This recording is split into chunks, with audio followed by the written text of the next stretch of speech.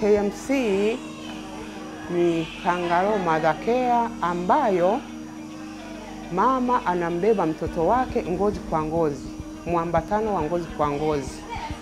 Na hicho kitendo cha kangaroo tumeigizia yule mnyama kangaroo ambaye anawabeba watoto wake kwenye mfuko wake, yani alivyoumbika.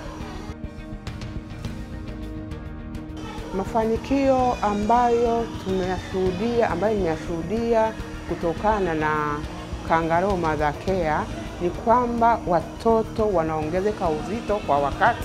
Alafu mama anapokaa na mtoto wake moja kwa moja kifuani, anakuwa ni rahisi kumwangalia mtoto wake anapumuaje. Anapokuwa mama anapumua na mtoto anasikia mama anavyopumua, kwa hiyo ina stimulate na mtoto naye apumue kama mama anavyopumua. Kwa kweli Kangaroo Mother Care ni huduma nzuri sana kwa kina mama kwa kweli. Kwa sababu nimejifunza vitu vingi kupitia KMC. Kwa sababu watoto kama hawa ni watoto kama watu wengine. Kwa mama unapopata mtoto kama mwenye uzito pungufu, usiogope wala usikate tamaa. Mtoto huyo anaishi kama watu wengine kwa kumpa upendo kama hivi huduma ya huko KMC. Unamkumbatia mwanao vizuri kwa kumpatia joto na anakuwa kwa haraka na utoamini kabisa.